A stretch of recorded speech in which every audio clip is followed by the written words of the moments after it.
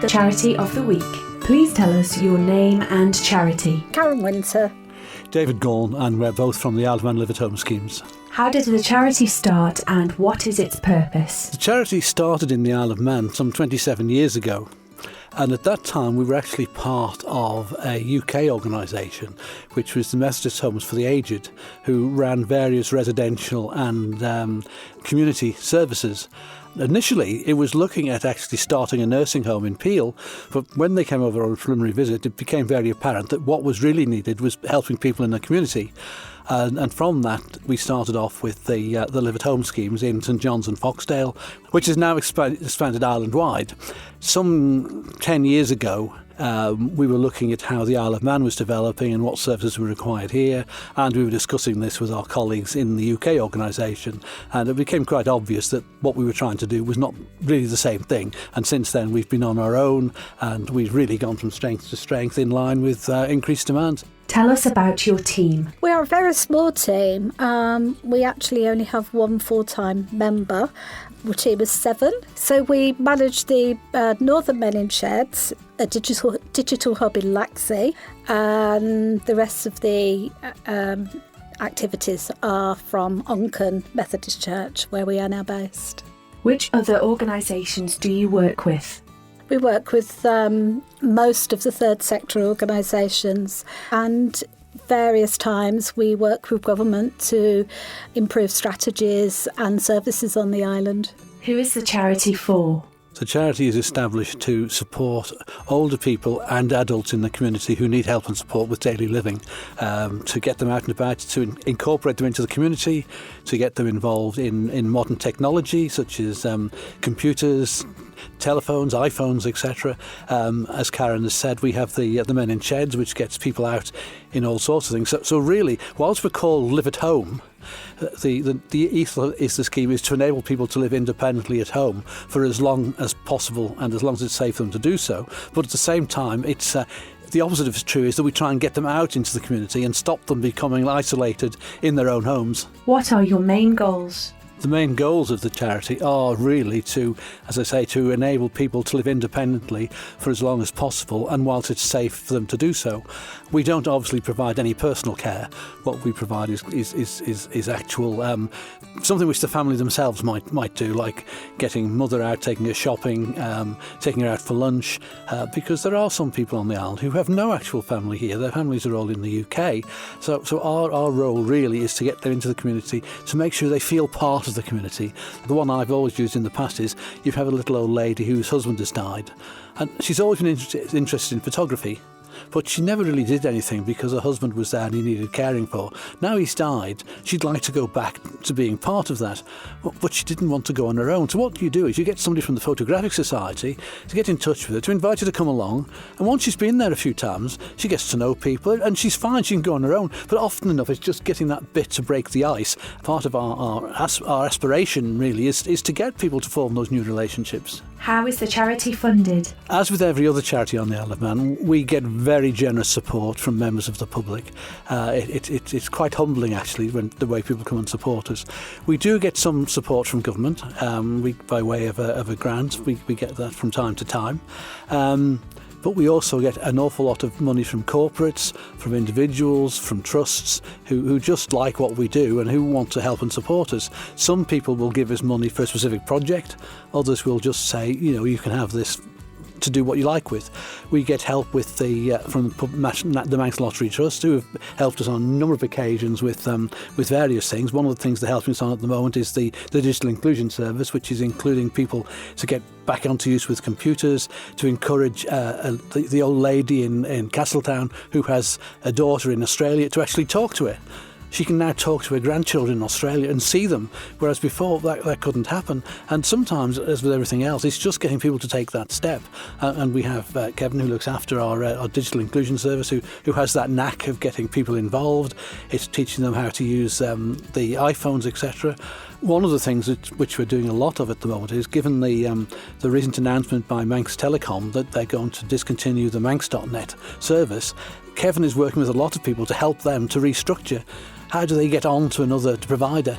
what do I have to do? How do I advise all the people I've been working with what I'm going to do? And Kevin has been dealing with a lot of people. We've had a lot of inquiries, haven't we, Karen, on that, from people who say, well, this is fine, but we've just got used to this. How can we switch to another provider? So we found that very helpful, and this is a very, very useful service which we are developing, and it's this is based in our shop in Laxey. A lot of people are benefiting from it, and it can only go from strength to strength. We've also been working with the police on scams. There have been a number of new scams this year, which even they say that they've almost fallen for. So Kevin's been working with the police and our members to try and ensure that they're not scammed. Yeah, we get support quite regularly from the Gough Ritchie Trust.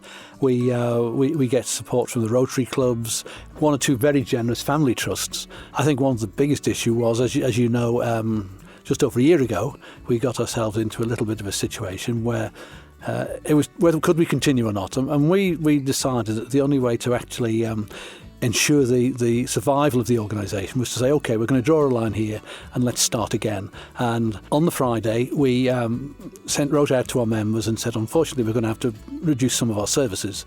I got a phone call from Beth on the Sunday night, can you do breakfast tomorrow morning? By 5 o'clock on the Monday, I had pledges of £100,000 a year for 3 years, which was really what we'd written, which we'd reduced to operating costs. So within that sort of period, that was for mostly from individuals. There was one corporate trust, but for individuals and corporates, we had actually that money pledged without going out to an appeal. And that was that sort of money for 3 years. It wasn't just a one-off for this year. Because what we'd said was, if we're going to continue, we've got to be really sure that it's not just going to be a one-off, that we'll continue this year, next year we'll be in the same position. So we asked people for 3 years funding, and people have been very generous. We had the Henry Bloom Noble Trust, for example, who came up with funding for Men in Sheds. The Doricotts from Ramsey, they were very helpful. But some other people just said, and this happens with a lot of the money we get, we don't want anyone to know who we are. We don't want publicity out of this. We're not doing it for that purpose. We're doing it because we want to put something into the community, and we feel that what you're doing is really worthwhile. How many people do we help, Karen? Roughly 500 on the island, and that number's growing. We're roughly getting 5 new referrals a week, so 1 a day, if not more. So we're busy going through those at the moment to make sure people have a service. Our work exploded to some extent during COVID, where suddenly people found they couldn't communicate, etc. And that's when we developed the telephone befriending service, wasn't it? Which still continues today, where people just speak over the telephone they just want to talk to somebody. So that helped, and I think there were a number of organisations that sprang up during COVID who then vanished again because they were only there for the short term, and quite rightly too. But we've had volunteers who came to us during COVID and who have stayed with us. We've also got service users who came to us during COVID and who are still with us today because they suddenly found that this befriending service was there. And we don't just go in for the short term, we go in to help and support people for as long as they want. You know, it's when we don't pull the plug on somebody to say, well, actually we're going now. It's and we try and work with the families as well, don't we? Absolutely. How do you see the charity developing over the next 5 years? We've got several ideas for the charity to develop. And what we hope to is reach, obviously, more parts of the island that we haven't so far. And we're looking at various ways of doing that. People are reaching out to us to say, we have this, would you like to be part of it? And it is geared around mainly the social isolation stuff. We ran a seminar on the 1st of October, which was very successful. And a lot of people have come forward from corporates, government, and just the community to say they'd like to be part of something like a strategy to take social loneliness and isolation, take it forward in various ways. And it touches on various strategies that the government are already working or have done some work in the past. So we're delighted to be part of that. One of the things that came out of the get-together which we had a couple of weeks ago, which Karen's just referred to, was a friend of mine has got a son who is at Ramsey Grammar School, and he and his mate have been working on this app to do with transport.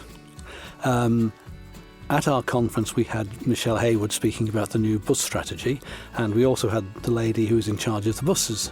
Following that, this chap contacted me and he said, my son would dearly love to get involved in this. And it was like pushing an open door. We contacted Tara at the buses. They've got a meeting next week. It just really shows how, these things can all come together. And hopefully we're encouraging, this does various things. We're encouraging these two young men who've been working on something to get involved. They were delighted with the reception they got. Anything may come of it, nothing may come of it, I don't know. But at least they're being listened to. And they felt, actually, and these are the, if you like, these are the people of tomorrow who are saying, well, actually, government are prepared to listen to us. They're prepared to work with us. So, and that was really good, because young people can be just as isolated and lonely as older people.